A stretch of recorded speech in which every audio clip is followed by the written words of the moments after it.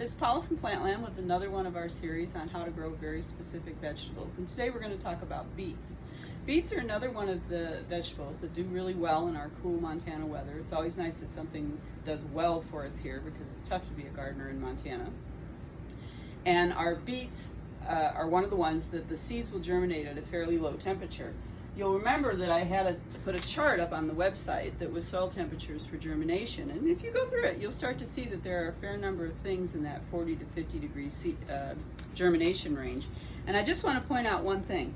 Minimum here is the minimum that we have for what a seed will germinate at. And that's under ideal conditions. If it's 40 degrees and it's too wet, too damp, and your soil is 40 degrees, not the air temperature, but it's too wet and it's too damp and the nighttime temperatures are still dropping well below freezing down to 25, 24, that 40 degrees isn't a great choice for us here in Montana.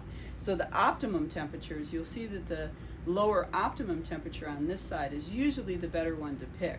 Now I showed in the pea video growing peas, not the pea video, what I'm planning to do with my pea crop this year is putting them in these little jiffy pots now, which is today's the 21st of April or 21st of March, planning to put these out in a couple weeks. Now beets, we can't really use those jiffies for because beets are something we're going to sow in a row. So I might, where I'm going to plant my beets and carrots, and if I get to it today I will, take just a black garbage bag and take it out and put it over the soil in that raised bed and pin it down with some landscape staples to try and let the sun keep heating that soil up even more. I checked my raised beds yesterday and they were 40 degrees soil temperature and about the middle, which is pretty good, but for the coming week we've got some nighttime temperatures that are getting pretty cold. And so I'm going to hold off on something like beets. Beets are something that grow really well here in Montana. It's not hard to get them to maturity. We're talking about 48 days from sprouting to a mature beet. That's plenty of time in our growing season.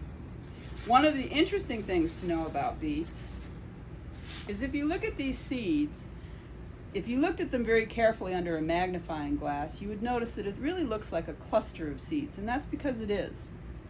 Basically, the way beet seeds are produced, it is a cluster of seeds.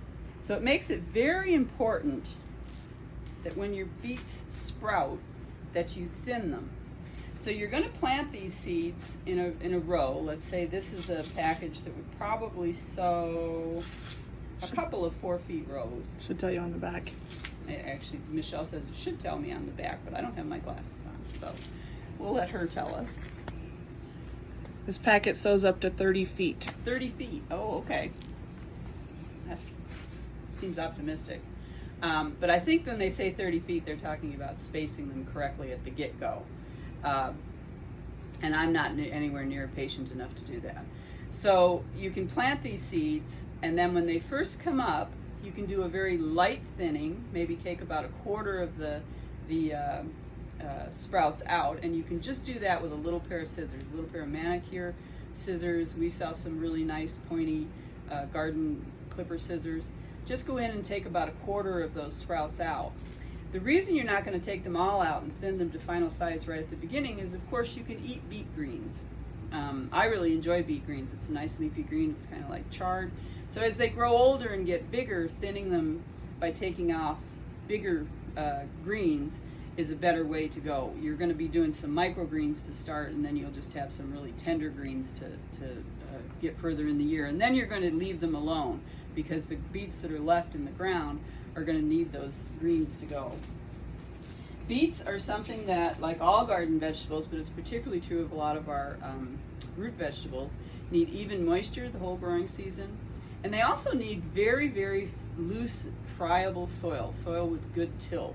If you think about it, if you're trying to grow this poor beet, which wants to keep expanding in soil that's very rocky or clay or hard, that's going to have a hard time expanding. It's never really going to be able to easily get out to a big size. So the looser the soil is in your bed where you're trying to grow things like beets and carrots, the better crop you will have. The other thing about even moisture is that it helps to develop good sugars in the beet, which give them good flavors. Sometimes people will tell us that they grew beets or they grew carrots, and they were all seemed kind of bitter. The flavor seemed off. And typically that's because they either weren't receiving enough moisture or they were receiving uneven moisture, meaning that the ground was allowed to dry out too much in between waterings. So it's very important that you keep the soil nice and green, nice and moist. It's beets are one of those things that are fun to grow with kids because they don't know what it is that's going to come out of the ground, and they really enjoy that surprise at the end. It's a good way to get them to eat something like beets. And that's a pretty simple little overview of growing beets.